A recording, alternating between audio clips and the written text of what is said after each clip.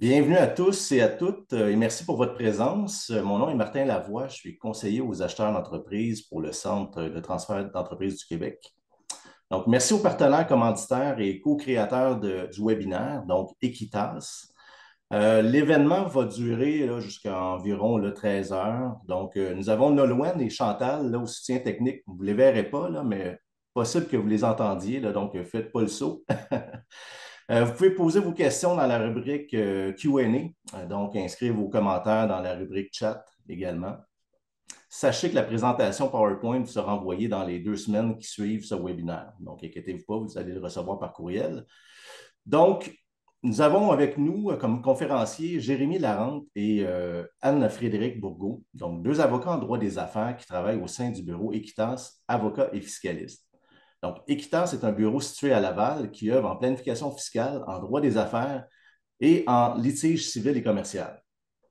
Le CETEC est fier de travailler en partenariat avec Equitas pour ses dossiers d'achat et vente d'entreprise, considérant que les avocats d'Equitas sont les meilleurs conseillers pour vous outiller et vous représenter autant dans la planification fiscale, financière et successorale de vos achats et vos ventes d'entreprise. Donc, que vous soyez un acheteur, un vendeur ou un professionnel, cette conférence est pour vous. Alors, sans plus tarder, je vais maintenant laisser la parole à nos deux conférenciers. Anne-Frédéric, Jérémy, à vous la parole. Merci beaucoup, Martin, pour cette belle présentation. Bienvenue à tous à ce webinaire concernant la vente d'actifs et d'actions. On est content de voir qu'il y a beaucoup de participants, là. Je pense que le sujet a frappé dans le mille au niveau de vos intérêts, puis on adore ça.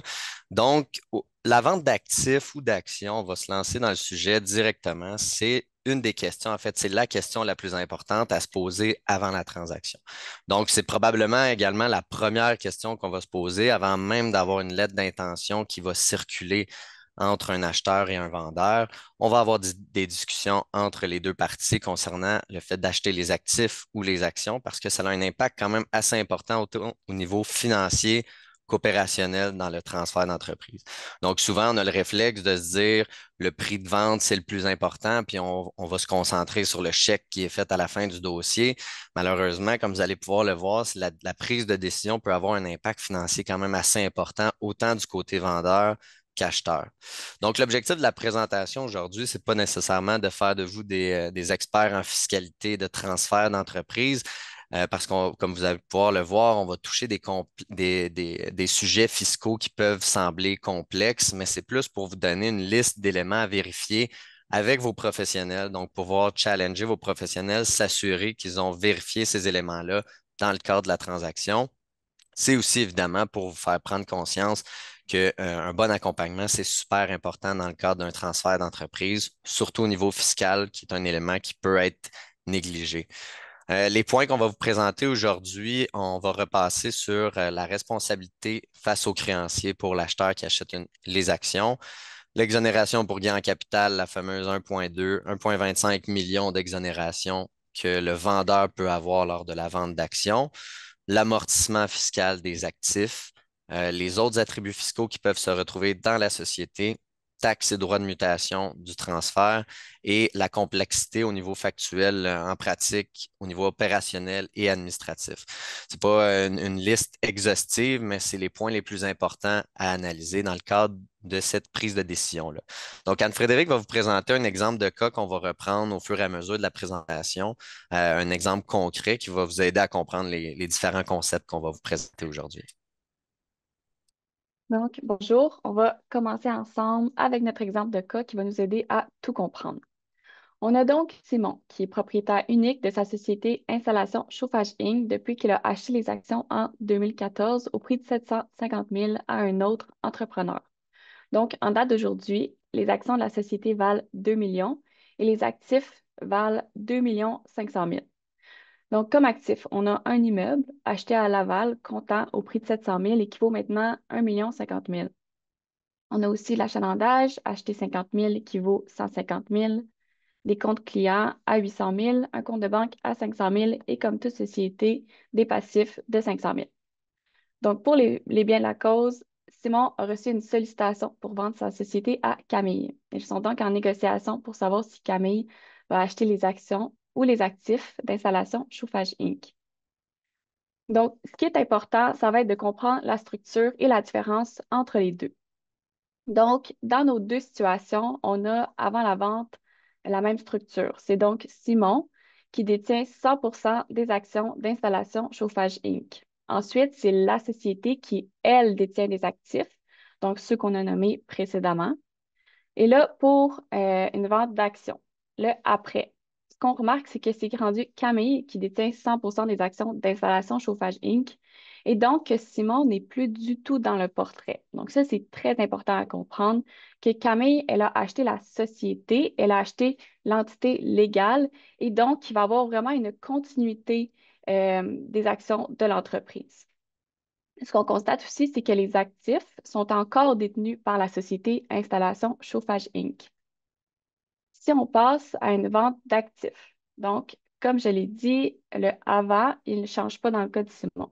C'est le après qu'il change, puisque, comme on le voit, Simon détient encore 100% des actions d'installation Chauffage Inc. Mais on voit ici que Camille, ben, elle détient les actifs par le biais d'une société qu'on a nommée Akidico Inc. Donc, il faut vraiment comprendre la différence entre les deux, soit que ici, Camille détient les actifs, mais elle ne détient pas la société, l'entité juridique qui était Installation Chauffage Inc. Donc, Simon est encore dans le portrait. Donc, si on commence avec l'enjeu le plus important pour un acheteur, soit la responsabilité face aux créanciers. Pourquoi je dis que c'est l'enjeu le plus important? Parce que dans le cas d'un achat d'actions, l'acheteur va devenir responsable d'assumer tous les risques du passé de la société. Tandis que dans le cas d'un achat d'actifs, ben, le vendeur il va continuer d'assumer tous ces risques-là. Donc, quand je parle de risque, à quoi je fais référence? Ben, je fais référence aux passifs, aux dettes qui ont été contractées, mais même avant la vente. Je parle aussi de toutes les obligations contractées par la société.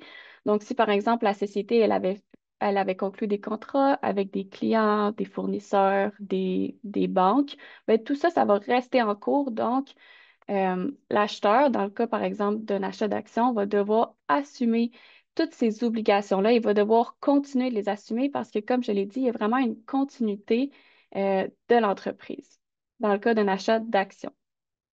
Il va aussi être responsable de toutes les réclamations qui pourraient être liées à des événements antérieurs. Donc, par exemple, ça pourrait être le cas si la société elle avait installé un chauffage en 2021, puis que là, après avoir acheté la société, mais un chauffage qui explose et donc que la société se fait poursuivre, ben, dans le cas d'un achat d'actions, ça va être Camille indirectement qui va se faire poursuivre par le biais des actions qu'elle détient parce qu'elle a acheté l'entité légale.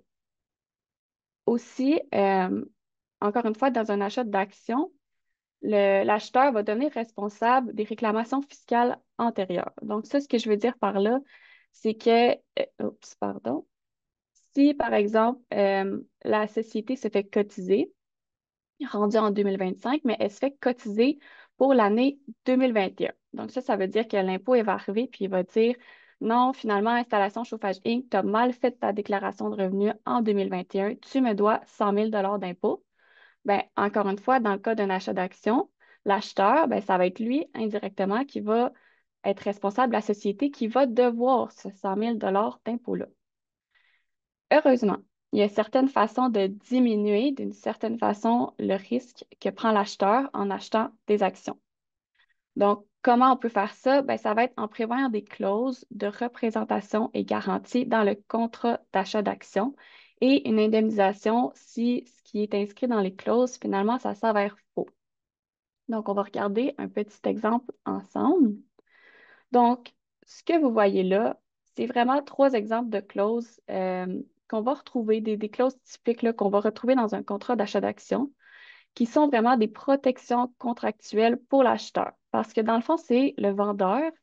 Par exemple, si on prend quant aux poursuites, ben, c'est le vendeur qui atteste qu'il n'y a aucune action, aucune poursuite, aucune procédure en cours à sa connaissance au moment de la vente qui sont dirigées contre la société ou qu'il n'y a même aucune cause qui pourrait éventuellement mener à des poursuites ou des procédures. Donc, ce qui va se passer, ça va être que le vendeur fait ces protections et garanties-là. Et donc, que si on se ramasse 3 ans plus tard que c'était pas vrai, qu'on ne le savait pas, mais finalement, il y avait la société avait, par exemple, reçu une mise en demeure, ben, ce qui va se passer, c'est que le vendeur va devoir indemniser l'acheteur. Donc, comme vous voyez là, il y a d'autres types de clauses qu'on peut retrouver, mais c'est toutes des protections contractuelles. Si on retourne, euh, ce qu'on pourrait faire aussi, ce serait de prévoir des clauses d'indemnisation en cas de réclamation pour des événements antérieurs à l'acquisition. Donc, ça, c'est différent. Ça, c'est plus le cas que ce que je vous racontais tantôt. Donc, si l'impôt, finalement, est fini par cotiser la société pour des événements antérieurs, donc, par exemple, l'année 2021, quand Camille, elle n'avait pas acheté les actions, ben, dans ce cas-là, le vendeur va devoir indemniser l'acheteur si c'était prévu dans le contrat d'achat d'actions. Par contre, il y a encore un risque qui persiste parce que même si on prévoit que le vendeur doit indemniser, ça ne veut pas dire que le vendeur va avoir les sous pour indemniser. Donc, il y a deux façons de pallier à ça. Premièrement, on pourrait prévoir une balance de prix de vente. Ça, qu'est-ce que c'est? C'est par exemple, si le prix de vente, c'est 2 millions, bien, on va prévoir que l'acheteur, au jour de la vente, il va juste débourser 1 700 000. Donc, l'acheteur, il va garder dans ses mains 300 000. Et donc, si jamais il arrive une poursuite et que le vendeur doit l'indemniser à cause des clauses qu'on a prévues dans le contrat d'achat d'actions, ben, c'est une façon de s'assurer que le vendeur, il va être solvable parce qu'il reste un 300 000 à lui donner. Ce qu'on pourrait faire aussi, c'est prévoir qu'il y a une portion des sommes qui vont être gardées en fidéicommis. Qu'est-ce que ça veut dire fidéicommis? C'est en fait, ça va être que les représentants légaux, que ce soit des acheteurs ou des vendeurs, vont, encore une fois, garder une portion du prix de vente dans leur compte de banque au cas où, justement, il y a une réclamation ou une indemnisation. Donc, c'est une façon un peu de s'assurer que le vendeur reste solvable. Ce qu'il faut savoir, c'est que dans le cas d'un achat d'actifs, ça serait faux d'affirmer que l'acheteur ne prend aucun risque. En fait, c'est sûr qu'il prend quand même certains risques par rapport aux actifs. Donc, par exemple, si ce qui est acheté, ça va être un immeuble, bien, évidemment, il va falloir qu'il vérifie s'il n'y a pas des dettes ou s'il n'y a pas encore des hypothèques dessus, mais il peut aussi avoir un risque réputationnel dans le sens où ce qui est acheté, c'est par exemple la marque de commerce, l'achalandage ou le nom. Bien, s'il y a une poursuite contre, par exemple, la société Installation Chauffage Inc., donc l'entité légale, mais que Akidico de Camille, elle a acheté le nom, ben, c'est sûr que monsieur, madame, tout le monde, il ne fait pas la différence entre savoir c'est qui s'est réellement fait poursuivre puis c'est qui a peut-être fait les mauvaises actions. Donc, c'est sûr qu'il y a un risque réputationnel à ce niveau-là. Donc, en résumé, ce qu'il faut retenir de la responsabilité face au créancier, c'est que l'acheteur, ce qu'il veut, c'est vraiment une vente d'actifs parce que ce qu'il veut, c'est être juste responsable des actions qu'il va faire plus tard. Il ne veut pas être responsable des actions du passé. Tandis que pour le vendeur, ben lui, c'est le contraire, évidemment. Ce qu'il veut, ça va être une vente d'actions pour se déresponsabiliser en quelque sorte de tous les actes qu'il a faits dans le passé. Maintenant, passons au deuxième point, soit l'exonération pour gain en capital. Il faut savoir que ça va être le point le plus important pour les vendeurs. L'exonération pour gain en capital, qu'est-ce que c'est concrètement? Ben, dans le fond, c'est que les particuliers ou les fiducies peuvent avoir une exonération sur un montant d'impôt suivant la vente d'actions qui sont des actions admissibles de petites entreprises. Donc ça, c'est en date d'aujourd'hui, en 2024 et en 2025, c'est de 1 250 000. Par contre, il faut savoir que c'est un montant qui est indexé annuellement et donc qui va continuer à monter dans le futur. Donc, pour comprendre qu'est-ce que c'est concrètement cette exonération-là et à quel point ça vaut la peine pour un vendeur de faire une vente d'actions, on va faire un exemple. Donc, dans mon exemple, j'ai trois situations différentes à comprendre. J'ai ma vente d'actions avec l'exonération pour gain en capital parce qu'on a rempli tous les critères. J'ai aussi une vente d'actions sans exonération pour gain en capital parce qu'on n'a pas rempli les critères qu'on va voir un peu plus tard. Et j'ai une vente d'actifs. Donc, dans les trois situations, on peut voir qu'on a le même prix de vente, soit 2 millions, et on a le même coût. Le coût, c'est le montant qu'a payé initialement qu'a payé initialement le vendeur pour ses actions. Donc, tu sais, si vous vous rappelez un peu plus tôt dans notre trame de fait, il avait payé 750 000.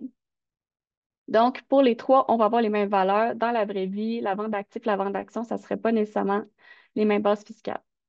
Donc, on commence. On a un prix de vente de 2 millions, un coût de 750 000 et donc le gain en capital est au montant de 1 250 000. Ensuite, on a l'inclusion du gain en capital dans le revenu. Avec l'exo, on se voit que c'est à 0 $. Sans exo, c'est à 791 677.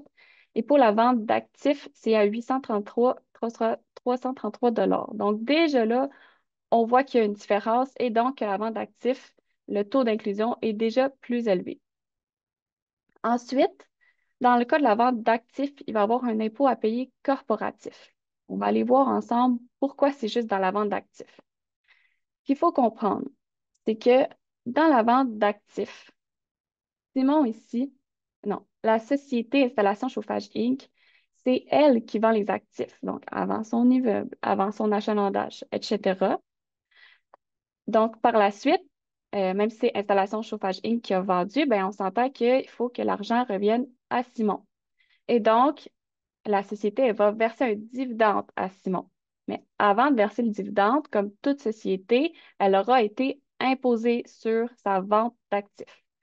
Ensuite, Simon, il va être imposé sur le dividende qu'il va recevoir. Dans le cas d'une vente d'actions, ben, c'est Simon directement qui détenait les actions. Donc, il y a juste un taux d'imposition. Il y a juste Simon qui va payer de l'impôt ici. Il n'y aura pas deux paliers. Donc, si on retourne à notre petit calcul, on voit que l'impôt corporatif à payer dans le cas de la vente d'actifs, ça va être 418 083 $. Ensuite, comme on vient de le regarder ensemble, il y a le versement d'un dividende imposable à Simon. Ce qu'il faut savoir, c'est que le gain en capital reçoit aussi un traitement particulier, un traitement qui est favorable. Et donc, il y a toujours une partie du dividende qui va être du dividende en capital et donc qui sera non imposable. Donc, par la suite, si on regarde l'impôt personnel à payer, ben, dans le cas de l'exonération pour gain en capital, dans le cas d'une vente d'actions, c'est 0 $. Ensuite, dans le cas d'une vente d'actions, mais sans exonération pour gain en capital, c'est 422 038 $. Puis, dans le cas d'une vente d'actifs, ça va être de 567 478 $. Donc, si on regarde l'impôt global qui a été payé sur ces différentes ventes-là, avec Exo, 0 $. Tout ça, c'est quand même sous réserve de l'impôt minimum de remplacement, qui est un concept fiscal qu'on ne regardera pas ensemble aujourd'hui. Par contre, on vous invite à venir nous consulter pour regarder plus en détail. Ensuite, pour la vente d'actions sans exo, on a 422 038 $ d'impôts à payer. Et pour la vente d'actifs, ben là, on regarde, puis le montant, il est pas mal plus haut. Là, on parle de 985 562. Puis ça, c'est vraiment un montant d'impôt qui est à payer. Donc, quand on est un vendeur, ce qui nous intéresse, c'est, OK, on a fait une vente, mais là, combien il me reste d'argent dans mes poches à la fin de la journée? Ben, dans le cas de la vente d'Exo, c'est 2 millions. Sur une vente de 2 millions, là, c'est assez extraordinaire. Tandis que pour une vente d'actions sans Exo, ben, il en reste encore 1 577 962. Et dans le cas d'une vente d'actifs, ça va être 1 14 437 $. Donc, ce qu'il faut retenir, c'est quand on est un vendeur, ben, c'est clair là, à voir tous ces montants-là d'impôts différents que ce qui nous intéresse, c'est vraiment une vente d'actions avec exonération pour gain en capital. Donc là, évidemment, euh, il faut avoir droit à l'exo. Et donc, quels sont les critères? Ben, premièrement, il faut détenir les actions personnellement ou par le biais d'une fiducie. Oups, pardon. Donc, si vous pensez à votre structure corporative en ce moment, puis vous vous rendez compte que vous avez une société de gestion entre la société exploitante que les actions seraient vendues, ben, il faut aller voir un fiscaliste parce qu'en ce moment, vous n'avez pas le droit à l'exonération pour gain en capital. Donc, ça, c'est un élément très important. Ensuite, il faut détenir les actions depuis au moins 24 mois. Et donc, si vous achetez une société cette année et que vous faites un bon coup, la société prend beaucoup de valeur, vous décidez de la revendre l'année prochaine, ben, malheureusement, ça ne fera pas 24 mois. Donc, vous n'aurez pas le droit à l'exonération pour gain en capital. Donc, ça aussi, c'est un élément très important.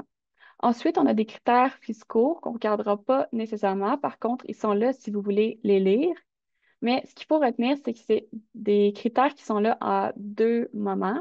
Donc, on a au moment de la vente, mais aussi on a des critères qui doivent être respectés en continu pendant les 24 mois précédant la vente. Donc, ça, ce que ça veut dire, c'est qu'encore une fois, on vous invite à aller consulter un fiscaliste parce que si vous respectez pas ces critères-là, puis que vous venez nous voir uniquement la veille ou 6 mois avant la vente, ben, c'est vraiment plate, mais il va peut-être falloir recommencer le délai de 24 mois pour avoir droit à l'exonération pour gain en capital. Donc, en conclusion, ce qu'il faut retenir de ce point-là, c'est vraiment que le vendeur, il veut absolument une vente d'actions parce que ça va lui permettre de sauver beaucoup de sous, beaucoup d'impôts. Puis dans notre cas, avec une vente où le gain en capital, c'était 1 250 000, ben on sauvait 422 038 d'impôts et on sauvait encore pas mal plus par rapport à une vente d'actifs. Tandis que du côté de l'acheteur, ben lui, de son côté, il est indifférent parce que c'est pas lui qui paye l'impôt. Par contre, c'est vraiment un atout dont il peut se servir à titre de levier parce que peut dire au vendeur, OK, j'accepte de faire une vente d'action. Par contre, c'est sûr que je vais essayer de baisser le prix de vente parce que je le vois bien que tu économises 400 000 d'impôts. Et donc, ça peut être très intéressant pour lui de négocier le prix de vente à la baisse de cette façon. Excellent. Donc, je vais poursuivre avec un aspect qui est souvent négligé par l'acheteur parce que ça n'a pas d'impact directement au moment de la transaction, mais comme vous allez pouvoir le constater, ça a un impact sur le long terme au niveau du cash flow de la société qui est achetée pour l'acheteur, donc l'amortissement fiscal des actifs. Pour comprendre l'enjeu dans la décision d'achat d'actifs versus achat d'actions au niveau de l'amortissement, il faut comprendre c'est quoi l'amortissement. L'objectif aujourd'hui, c'est pas de passer toutes les règles parce que je sais que certains d'entre vous connaissent déjà c'est quoi l'amortissement, mais pour ceux qui n'ont jamais entendu parler de l'amortissement, rapidement, c'est l'impôt qui nous permet de déduire certaines dépenses fiscales échelonnées sur plusieurs années. Donc, habituellement, quand on a une dépense courante, comme dans une société, comme par exemple un salaire, un loyer, des fournisseurs, etc., c'est une dépense qui est déductible de la société à 100 dans l'année où on a engendré cette dépense-là. Il y a certains types de dépenses, des dépenses à plus long terme, comme par exemple l'acquisition d'un immeuble, l'acquisition de véhicules, matériel informatique, si on fait des grosses rénovations dans l'immeuble. C'est des dépenses qui sont à long terme qu'on ne peut pas déduire à 100 dans l'année où on a engendré cette dépense-là. L'impôt nous permet de déduire un certain pourcentage de cette dépense-là année après année. C'est ça la dépense pour amortissement qu'on vient appliquer en réduction de notre revenu dans la société année après année. Donc, l'enjeu dans le cadre des transactions, pour ce qui est d'un achat d'actions, comme Anne-Frédéric l'a mentionné au début, c'est vraiment la continuité de l'entreprise. Donc, c'est autant la continuité au niveau du risque face aux créanciers, mais c'est également la continuité fiscale de l'entreprise. Donc, l'acheteur, lorsqu'il achète les actions, il écope un peu de la déduction qui a été prise au fur et à mesure dans le passé par le vendeur versus s'il avait acheté les actifs directement dans la société, il viendrait un peu réinitialiser son coût en capital de ses actifs pour venir calculer la dépense pour amortissement dans les années suivant la vente. Pour chiffrer un peu cette réalité-là, on va vous présenter un exemple. L'exemple du début, donc la vente d'actions, si on prend juste la portion immeuble, là. Donc on avait un immeuble qui avait une valeur de 1 50 000 qui avait été acheté par le vendeur dans la société plusieurs années avant à 700 000 au fil des années, depuis l'acquisition à 700 000, le vendeur a pu déduire des dépenses pour amortissement dans sa société, ce qui fait en sorte qu'il a pris au fil des années 300 000 de dépenses pour amortissement, ce qui fait en sorte qu'on a une fraction qui n'est pas encore amortie sur ce 700 000-là, qui se retrouve à 400 000 donc, si on applique le taux de la déduction de la dépense pour amortissement pour cet immeuble-là à 4 l'acheteur, le lendemain de la transaction, va pouvoir déduire 16 000 de son revenu pour une économie d'impôt d'environ 4 240 Versus si l'acheteur avait fait l'acquisition de l'immeuble directement et non par le biais d'une vente d'actions, donc il a acheté l'actif directement, ben, c'est là que je vous présente là, que le coût vient se réinitialiser à 1 50 000. Donc, le 4 qu'on a calculé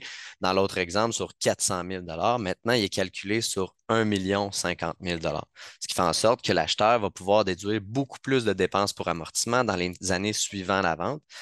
Donc, dans notre exemple, 42 000 dans l'année suivant la vente et une économie d'impôt de 11 130 Là, pour les experts en fiscalité, c'est un exemple simplifié. Là, plusieurs règles qui s'appliquent à ça, mais c'est simplement pour vous faire prendre conscience qu'il y a un impact quand même assez important au niveau du cash flow pour l'acheteur. Dans les premières années, les 3 à 5 ans pour l'acheteur, on a beaucoup de liquidités qui vont être sorties de l'entreprise pour payer le financement en lien avec l'acquisition. Donc, ces calculs-là sont importants à faire avant la transaction pour voir si ça a un impact sur le cash flow de la business. Là, j'ai fait un exemple juste sur un bien, sur l'immeuble, qui a une valeur quand même assez faible. Euh, Sachez que ce calcul-là va se faire sur chacune des classes d'actifs qui va être amortissable. Donc, en bout de ligne, ça peut avoir un impact quand même assez important. Puis, je l'ai fait également sur une seule année. Donc, cet impact fiscal-là va se reproduire dans les années qui vont suivre. Donc, quand on prend ça en tout, ça peut avoir un impact quand même assez important sur le cash flow. Souvent, c'est un élément qui est utilisé par l'acheteur pour venir calculer un peu une perte d'économie fiscale dans le futur, là. Donc, il y a des calculs financiers à faire pour venir négocier une baisse de prix de vente. Donc, l'acheteur va venir se positionner en disant, quand je t'ai fait un cadeau, je t'ai donné ton exonération pour gain en capital. De mon côté, tu vois bien que j'ai une perte d'économie fiscale liée à l'acquisition des actions. Donc, tu vas me dédommager pour le fait que je ne pourrai pas déduire autant de dépenses dans la société dans le futur. On va venir ajuster le prix de vente à la baisse. Donc, si on est capable de le chiffrer avec des calculs, c'est beaucoup plus facile de venir le négocier. L'amortissement, ça n'a pas un impact seulement pour l'acheteur, ça a également un impact assez important pour le vendeur. Donc, il y a une notion qui s'appelle la récupération pour amortissement. Dans le cadre de la vente d'actions, on ne s'en préoccupe pas, on ne vend pas le bien, donc il n'y a pas de récupération pour amortissement. Dans le cadre de la vente d'actifs, ce que l'impôt vient faire avec le vendeur qui vend un actif, il vient analyser toutes les dépenses pour amortissement qui ont été prises dans le passé. Puis si l'impôt détermine avec des calculs que le vendeur a trop pris de dépenses pour amortissement, donc a trop amorti le bien comparément à sa juste valeur marchande, donc au prix de vente, il va venir inclure un revenu dans la déclaration du vendeur pour venir dire, tu as pris trop de dépenses pour amortissement, tu aurais dû payer plus d'impôts dans le passé, on va t'imposer la journée de la vente dans notre exemple, sur 300 000 de dépenses pour amortissement qui a été pris en trop. Donc ça a un impact quand même assez considérable pour le vendeur dans l'année de la vente parce que cette récupération-là, dans notre exemple, va donner un impôt supplémentaire pour le vendeur de 79 500. Et ça, c'est sans considérer l'impôt corporatif qui est payable directement sur le gain en capital, qu'on parle environ de 117 000. Donc, en tout, il y a une facture d'impôt dans notre exemple de 200 000 alors que si l'immeuble avait été directement dans une société qui est admissible à l'exonération, cet impôt-là n'aurait pas été payable. Donc, en bref, c'est sûr que du côté de l'acheteur, il va vouloir une vente d'actifs pour venir maximiser son amortissement fiscal dans le futur, mais aussi pour éviter de se retrouver avec la facture de récupération d'amortissement. Parce que l'acheteur, s'il achète les actions, l'exemple que je viens de vous présenter, ben, c'est lui qui va le subir dans le futur s'il revend cet immeuble-là. Du côté du vendeur, lui, c'est clair qu'il va vouloir une vente d'actions pour éviter justement cette récupération d'amortissement-là et son impôt sur le gain en capital. Donc, une autre notion fiscale, d'autres notions fiscales à analyser, c'est d'autres attributs fiscaux qui se retrouvent dans la société. Donc, l'acheteur, quand il va faire sa vérification diligente, va venir regarder les déclarations d'impôts, les soldes fiscaux de la société. Comme je vous ai dit, c'est aussi la continuité de la fiscalité lorsqu'on fait l'acquisition des actions. Donc, il y a certains comptes précis, cumulatifs, qui sont quand même assez pertinent à analyser pour l'acheteur parce que ça va pouvoir lui permettre de soit déduire des dépenses supplémentaires dans le futur ou de se faire moins imposer dans ses mains personnelles lorsqu'il se versera des dividendes.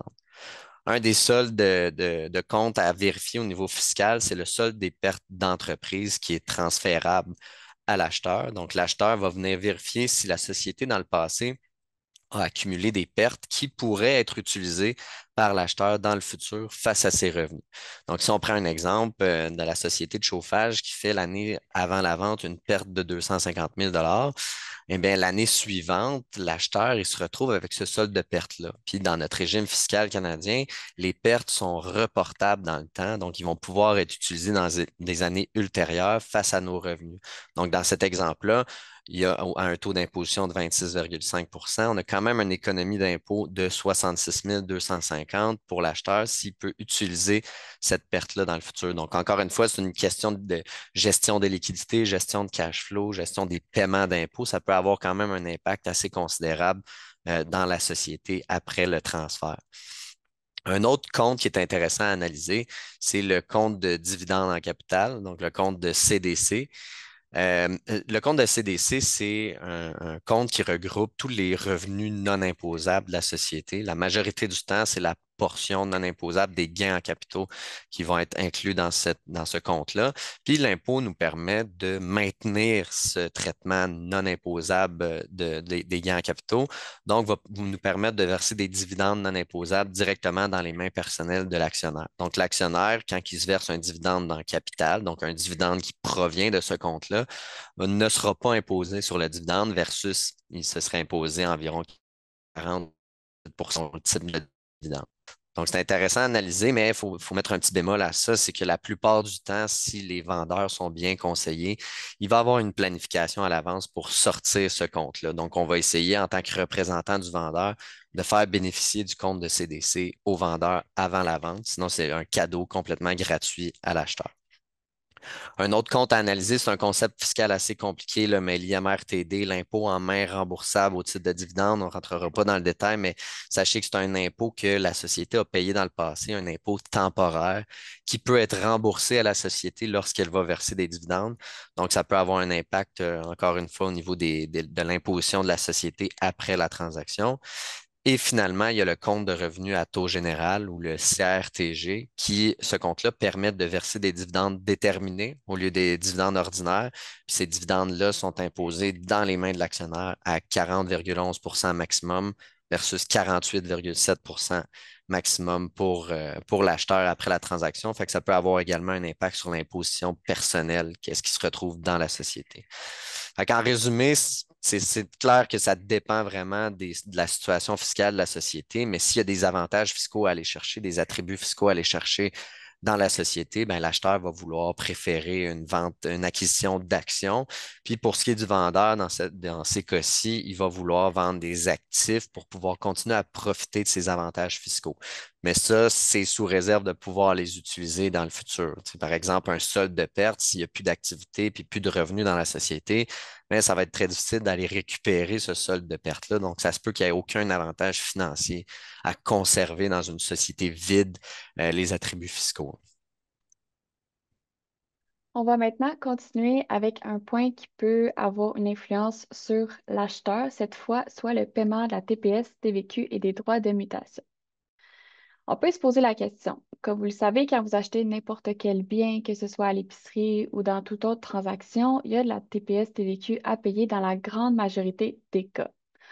Donc, dans le cas d'un achat d'actions, la bonne nouvelle, c'est que le paiement de TPS et TVQ est exonéré et donc il n'y en aura pas. Également, une autre bonne nouvelle, c'est qu'il n'y aura pas non plus de droit de mutation. Donc, ça, c'est vraiment la fameuse taxe de bienvenue à payer si, par exemple, la société détenait un immeuble.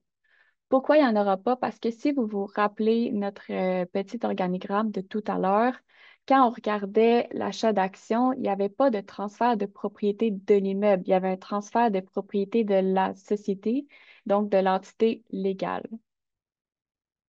Tandis que pour l'achat des actifs, il n'y aura pas non plus de TPS et de TVQ à payer. Par contre, c'est vraiment sous réserve du fait que les deux parties doivent faire le choix conjoint et que ce soit l'achat de la totalité ou presque des actifs de l'entreprise qui sont achetés. Et donc, si vous achetez uniquement l'achalandage ou par exemple uniquement les meubles, ben, il va y avoir un montant de TPS, TVQ à payer. Par contre, la bonne nouvelle, c'est que vous aurez droit à un remboursement à la condition que les actifs soient acquis principalement pour des activités commerciales. Par contre, là où ça peut devenir un enjeu pour l'acheteur, c'est si ce qu'il achète, c'est l'immeuble. Pourquoi? Parce que dans ce cas-là, il va avoir des droits de mutation, donc une taxe de bienvenue à payer. Donc, dans notre cas, si vous vous rappelez, notre immeuble avait été acheté à Laval et donc le montant de la taxe de bienvenue, c'est 16 490. Ce qu'il faut comprendre, c'est que ça, c'est un montant qui ne peut pas être remboursé, crédité d'une quelconque façon. C'est un montant qui est payé une fois, puis en quelque sorte, il est perdu après. Donc, c'est quand même, pensez-y bien parce que, comme je vous l'ai mentionné, dans le cas d'un achat d'action, même si ce que vous achetez, ça contient un immeuble, il n'y aura pas de droit de mutation à payer. Puis, tu sais, là, je vous fais l'exemple avec un immeuble qui a une valeur de 1 50 000, sauf qu'on le sait tous que dans le cas d'immeubles commerciaux, la valeur de l'immeuble peut monter pas mal plus haut. Donc, ça va vraiment être à prendre en considération pour un acheteur. Donc, ce qu'il faut retenir de le TPS, TVQ et des droits de mutation, c'est que l'acheteur, il va être indifférent s'il achète la totalité ou presque d'une entreprise pour des activités commerciales ou s'il achète les actions. Il va Par contre, au niveau des droits de mutation, ben, c'est là, évidemment, que l'acheteur a un enjeu si ce qu'il achète, c'est un immeuble. Donc, dans ce cas-là, il va nécessairement il va préférer la vente d'actions. Tandis que pour le vendeur, ben, lui, comme je l'ai expliqué, il est indifférent parce que c'est pas lui qui achète quoi que ce soit. Sa seule préoccupation, ça va être qu'il y aura peut-être des obligations de perception si jamais l'acheteur doit payer la TPS TVQ. Donc, je vais poursuivre avec un élément un peu plus factuel. Depuis le début de la présentation, on vous parle des éléments qui affectent plus les finances de l'acheteur et de le vendeur. Mais en pratique, la complexité au niveau opérationnel et administratif de transférer ces actifs-là ou de transférer ces actions-là, c'est un élément qui est souvent négligé puis qui peut amener des maux de tête, surtout pour l'acheteur s'il y a une acquisition d'actifs. Donc, dans le cadre d'une acquisition d'actifs, il faut vraiment se poser la question bien par bien. Il faut planifier au niveau administratif comment on transfère ce bien-là du propriétaire A au propriétaire B. Tandis que dans une vente d'actions, on a juste à se poser la question comment on va transférer les actions. Donc, c'est quoi les procédures à faire pour transférer les actions? Donc, si on se pose les questions bien par bien, on a par exemple un immeuble, il faut engager un notaire pour faire le transfert, il faut faire des publications au registre foncier, transfert d'hypothèque. Au niveau des véhicules, il faut faire des démarches administratives pour transférer les véhicules au niveau de la SAC. Il y a des publications à faire dans des registres précis. Au niveau des clients, il y a une planification de la communication à faire pour s'assurer que les clients, après la vente, ben, ils ne payent pas l'ancienne société, mais ils payent bien la nouvelle structure. Et on a une série de contrats à refaire quand on fait une acquisition d'actifs. Donc, vous aurez compris que c'est beaucoup plus complexe de transférer chacun des biens quand le repreneur il va vouloir plus se concentrer sur les opérations puis sur la transition, mais il faut quand même penser à toute la poutine administrative qui vient avec l'acquisition d'immeubles. Il y a également certains actifs qui sont très complexes à transférer, comme des licences et des permis. Il y a certains permis qui peuvent tout simplement pas être transférés, puis que l'acheteur va devoir recommencer les procédures. Donc, ça, c'est à analyser avant la vente, évidemment, pour ne pas se retrouver avec une mauvaise surprise. Et également, qui dit acquisition d'actifs, dit nouvelle société pour l'acheteur, donc ouverture de compte de banque, numéro de déduction à la source, TPS, TVQ, numéro d'entreprise, numéro d'impôt, un compte ClickSecure. Donc, tout ce qu'on doit faire au début d'une entreprise pour s'assurer d'avoir toute la structure administrative, il faut la refaire pour l'acheteur. Tandis que s'il avait acheté les actions, il y aurait la continuité de plusieurs de ces comptes-là. Pour ce qui est du vendeur dans dans la vente d'actifs, ben lui, après la vente, nécessairement, il va se retrouver avec une société vide, une société qui ne sert plus à rien, sauf s'il y a d'autres projets dans cette société-là. Donc, il va y avoir une planification au niveau de la fermeture de cette société-là en faisant la liquidation et la dissolution au registraire des entreprises. Pour ce qui est des achats d'actions, bien évidemment, comme il y a un risque au niveau du passé, on va avoir une vérification diligente qui est plus exhaustive, plus complète. Donc, l'acheteur va devoir se poser et s'entourer de professionnels beaucoup de semaines, beaucoup de mois avant la transaction pour s'assurer qu'il n'y a pas de problème avec la structure de cette entreprise-là. Également, pour le vendeur, il va falloir qu'il se pose la question en amont, est-ce que j'ai des autorisations à aller chercher quand je vais transférer ces actions-là? On retrouve souvent dans des clauses, dans des conventions de financement, des clauses de changement de contrôle qu'on appelle, donc des clauses qui disent si jamais vous voulez transférer les actions à un autre acheteur, mais la banque va devoir autoriser ce transfert-là. Donc, ces questions-là, on doit s'y poser plusieurs semaines, plusieurs mois à l'avance parce que si on fait la transaction et qu'on n'a pas obtenu ces autorisations-là, ben, théoriquement, la banque pourrait rappeler les prêts qu'il y a dans la société. Donc, en tant qu'acheteur, c'est sûr qu'il n'y aura pas de transaction tant et aussi longtemps que le vendeur n'aura pas obtenu ces autorisations-là. Pour ce qui est du côté plus administratif, les mises à jour à effectuer, bien, on se concentre plus sur le registraire des entreprises, la RBQ s'il y a une licence, Corporation Canada si vous avez une société canadienne. Donc, c'est beaucoup plus simple que de transférer chacun des actifs. L'élément le plus complexe qui se différencie le plus, c'est vraiment la planification fiscale pour le vendeur. Donc, comme Anne-Frédérique l'a mentionné, si vous voulez profiter de votre exonération pour gain en capital, il faut au moins qu'il y ait une analyse 24 mois à l'avance. On ne veut pas laisser le hasard jouer les choses. Donc, on va planifier minimalement 24 mois à l'avance pour pouvoir bénéficier de l'exonération.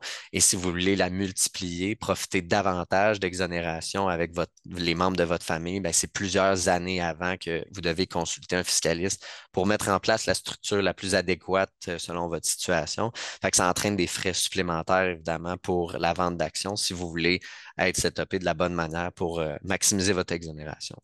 Fait qu'en résumé, pour ce point-là, c'est sûr que ça dépend encore des circonstances, mais pour l'acheteur, l'acheteur et le vendeur vont préférer au niveau opérationnel faire un transfert d'actions parce que c'est beaucoup plus simple, il y a moins de complexité au niveau du transfert de chacun des actifs.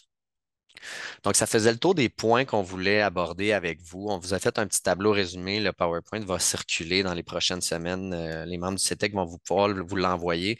Donc, rapidement, pour revenir, je veux juste mettre l'emphase sur les 2 points les plus importants. Pour l'acheteur, c'est sûr que c'est la responsabilité face au créancier qui joue beaucoup dans la balance et c'est une des raisons principales pourquoi un acheteur va vouloir, dans la majorité des cas, acheter les actifs. Et pour ce qui est du vendeur, c'est vraiment l'exonération pour gain en capital qui va faire toute la différence dans son choix d'action versus actif. Il va vouloir évidemment une vente d'action. Un petit clin d'œil en terminant sur le marché actuel. Présentement, c'est sûr qu'on ne vous cachera pas que l'exonération pour gain en capital a tellement un gros impact dans les transactions qu'on voit la majorité du temps, quand c'est possible, une vente sur les actions. Mais dans les prochaines années, comme vous le savez, il va y avoir de plus en plus d'entreprises à vendre. Donc, est-ce qu'on va voir un marché qui va être vraiment plus favorable aux acheteurs puis que les acheteurs vont pouvoir plus dicter les termes de la transaction, c'est-à-dire dicter également la décision au niveau d'une acquisition d'actifs? Personnellement, de notre côté, on ne croit pas que ça va nécessairement changer vers plus d'acquisition d'actifs tant que l'exonération va rester un élément assez important. Les acheteurs ont tout intérêt à accorder l'exonération aux vendeurs pour aller chercher des gains quand même assez importants dans les autres facettes de la transaction. Fait autant au niveau du prix de vente que dans les aspects légaux de la transaction, un acheteur peut aller chercher beaucoup en accordant cette économie d'impôt-là aux vendeurs. Donc voilà, ça faisait le tour de tout ce qu'on voulait vous présenter. On a nos coordonnées ici, puis je pense on va prendre les questions. Martin? Oui, tout à fait. Donc, on arrive à la période des questions. N'hésitez pas à écrire dans le Q&A là, vos questions. J'ai vu là, passer plusieurs questions durant votre conférence. Là, donc, j'imagine qu'on va en avoir quelques-unes. Donc, Chantal, je ne sais pas si on a une première question à soulever, là, à poser à nos panélistes. Oui, tout à fait. On a plusieurs questions. Je vais vous dire dans quelle partie les questions ont été posées. Ça peut aider à se remettre en contexte. Donc, la première question, c'est dans la première partie, on a demandé quelle durée habituellement pour le montant gardé en fidéocommis. Bonne question. Évidemment, ça dépend encore des circonstances du dossier, mais habituellement, ce qu'on va voir, c'est que dans la clause d'indemnisation, il va y avoir une certaine période précise pour la validité des représentations et garanties. Donc, quand on donne des représentations et garanties dans un contrat de vente d'actions, ces représentations-là, souvent, on va essayer de les limiter à un espace temporel pour pas que dans 10 ans, on nous revienne avec un petit problème. Donc, souvent, on va essayer d'amener le paiement en fidéicommis à une période qui ressemble à la période qui est prévue pour la validité de ces clauses-là. Et souvent, ce qu'on va faire, c'est qu'on va également avoir des décaissements progressifs. Donc, plus le temps avance, moins il y a de risques qu'on ait, par exemple, une poursuite et que la clause d'indemnisation s'applique. Donc, on va pouvoir débloquer, par exemple, qu'on met 3 à 5 ans ou 3 ans pour les montants en fidéicommis, bien, on va décaisser un tiers des montants à chaque année, puisqu'on considère que la troisième année, il y a moins de risques qu'on revienne à appliquer la clause d'indemnisation versus la première année. Donc, c'est souvent entre 3 et 5 ans maximum, même 2 à 5 ans. 5 ans, c'est le maximum habituellement. Merci. J'ai une deuxième question. Peut-être juste une petite mention de mettre les questions dans la rubrique Q&A, s'il vous plaît, pas dans le clavardage. C'est plus facile d'y aller dans l'ordre chronologique que vos questions sont arrivées. Donc, j'y vais avec la deuxième question qui est arrivée dans la deuxième partie. Quelqu'un a demandé pourquoi n'y a-t-il pas d'exonération sur le gain en capital pour le rachat d'actifs? Pour le rachat d'actifs, c'est une bonne question.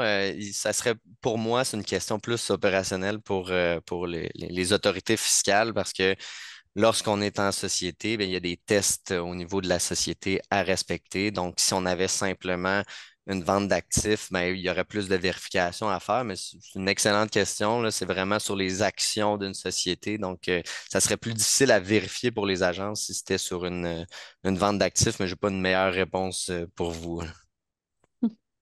Parfait, merci. Première question dans la partie 3. N'est-ce pas possible de faire une réévaluation des actifs de l'entreprise suite à une vente d'actions? Ceci peut permettre excusez-moi. Ceci pourrait permettre de répartir l'amortissement.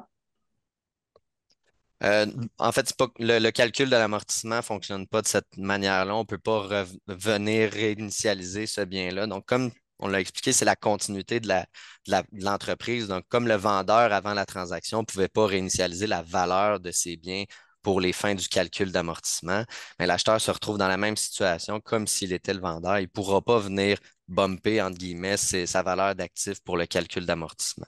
Donc, ce n'est pas quelque chose qui se fait. C'est vraiment juste si la société après la transaction, se met à acheter des nouveaux biens, que là, on va pouvoir calculer l'amortissement sur ces nouveaux biens-là à leur pleine valeur. Merci. Prochaine question. Est-ce que 4 signifie que l'amortissement peut se faire sur 25 ans? C'était précisément dans le tableau. C'est une bonne question. C'est souvent comme ça qu'on le comprend rapidement, mais juste pour vous donner une précision sur l'amortissement, dans ce type de situation-là, c'est un amortissement qu'on dit dégressif. Donc, à chaque fois, on prend un 4 du solde de l'année précédente. Donc, non, ce n'est pas sur 25 ans. Il va toujours avoir une certaine petite dépense. C'est comme une ligne. À la fin, il y a de moins en moins de dépenses, mais il va toujours en avoir un petit peu parce qu'on prend tout le temps le solde de l'année précédente. Donc, si par exemple, on continuait l'exemple, ben, après le 4 de 400 000, par exemple, dans notre exemple, on avait pris 16 000 d'amortissement, ben, on va calculer 4 de 384 000. Donc, et ainsi de suite. À chaque année, on reprend le solde. Donc, non, ce n'est pas sur 25 ans, c'est dégressif qu'on appelle. Merci. Il y avait une deuxième question. C'était, est-ce le même taux pour tous les actifs amortissables? Non, ça, le 4 que j'ai pris, c'est la plupart du temps, les immeubles vont être dans cette catégorie-là, mais il y a une section de la loi qui reprend chacune des catégories. Donc, je pense une vingtaine de catégories de biens d'amortissement. Donc, ils ont chacun leur taux directement. Et ils ont également, il y en a qui ont des décaissements, en fait, qui ont des dépenses linéaires. Donc, je viens de vous expliquer le dégressif, mais il y a certaines catégories qui ont de l'amortissement linéaire aussi.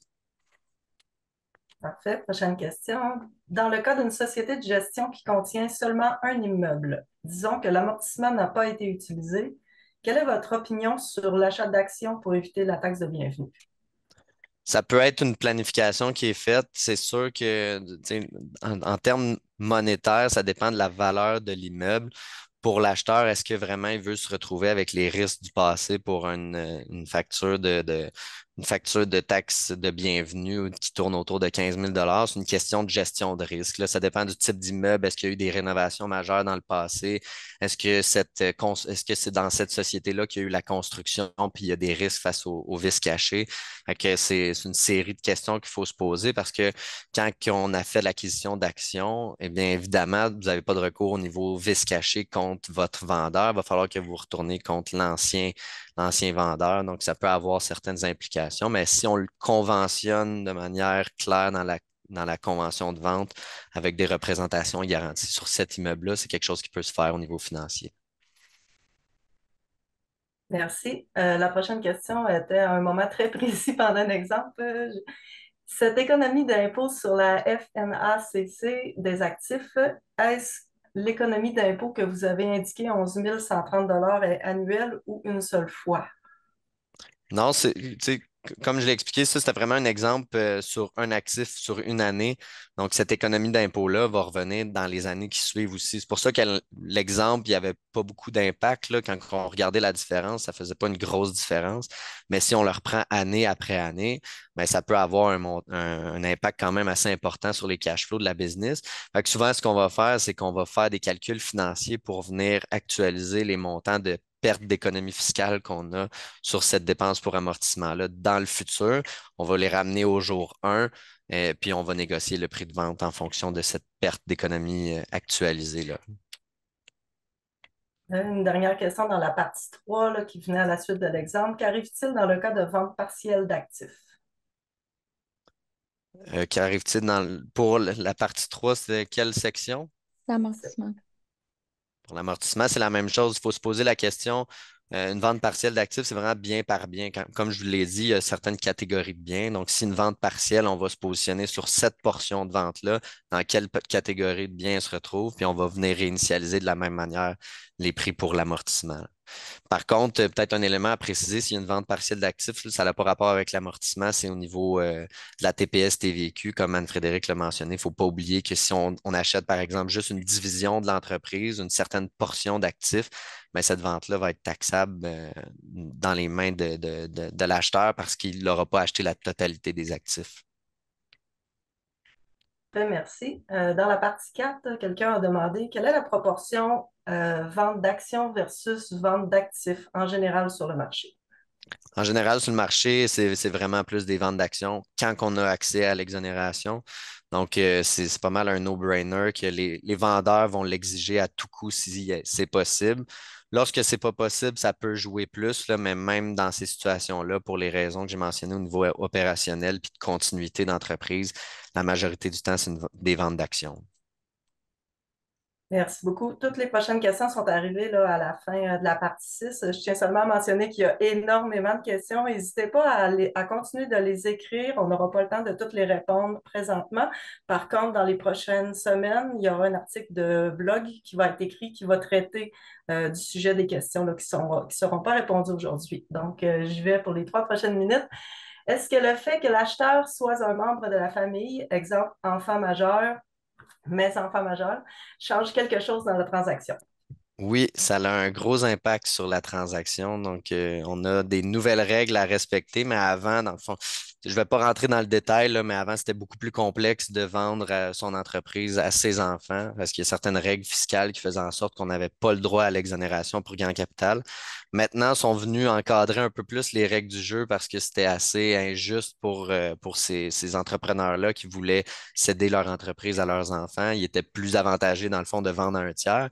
Maintenant, on a certaines règles du jeu à respecter, puis c'est des règles très strictes, là, c'est nouveau de cette année. Donc, on fait des planifications de transfert intergénérationnel qu'on appelle pour pouvoir aller toucher l'exonération, mais il y a plusieurs critères à respecter, là. Donc, je ne rentrerai pas dans le détail. J'ai déjà fait une présentation d'1 heure là-dessus au mois de juillet, là.